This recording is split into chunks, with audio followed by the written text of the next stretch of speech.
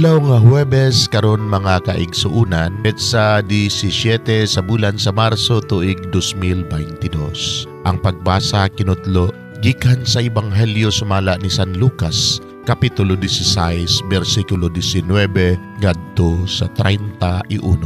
Si Jesus mingon ngadto sa mga Pariseo, may usa ka dato nga nagsulob sa mahalon kaayo nga bisti og nagpuyo sa kabuhong matag adlaw. May usa-usab ka kabus nga ginganlag Lazaro. Ang iyang lawas nalukop sa mga nuka. Naglubog siya duol sa pultahan sa balay sa dato. Namasin nga makakaon sa mga mungho nga nangatagak gikan sa mga lamisa sa dato. Nanuol usab kaniya ang mga irobo tilap sa iyang mga nuka. Unya namatay si Lazaro o gidala sa mga anghel ngadto sa kiliran ni Abraham. Ang dato namatay usab og gilubong og nag-antos pag-ayo didto sa Hades. Unya miyahat siya og nakita niya didto sa layo si Abraham og sa iyang kiliran diha si Lazaro. Busa misinggit siya ngadto kang Abraham, amahan, kaluy-in taon ako og ipadala si Lazaro diri aron itunlob ang iyang tudlo sa tubig og pabugnawan ang akong dila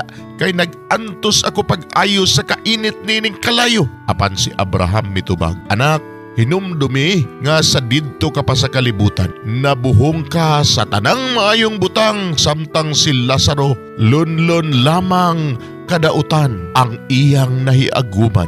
Apan karon malipayon na siya diri samtang ikaw diha nag-antos. Gawas pa niining tanan, ana ay lawom nga bungaw nga nag-ulang kanato aron walay makatabok gikan diri nganha kanimo o gikan diha nga rikanamo.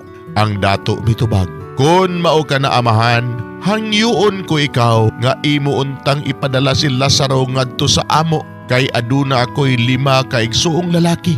Paadtua siya aron kapasidan-an sila aron dili mahianhi niining dapit sa kasakitan. Si Abraham miingon, ato adidto si Moises ug ang mga propeta nga magpasidaan kanila. Sila na'y mahibalo sa pagpamati sa isulti ni Moises o sa mga propeta. Ang dato mitubag, apan amahan, dili pa ka naigo kon adunay mabanhaw og muadto kanila. Mamiya gayod sila sa ilang mga sala. Apan miingon si Abraham, kun dili gani sila mutuo kang Moises o sa mga propeta, dili gayod sila makabig bisan pag may mabanhaw. Mga igsuon ang Ebanghelyo sa Ginoo. Daygon ikaw o Kristo.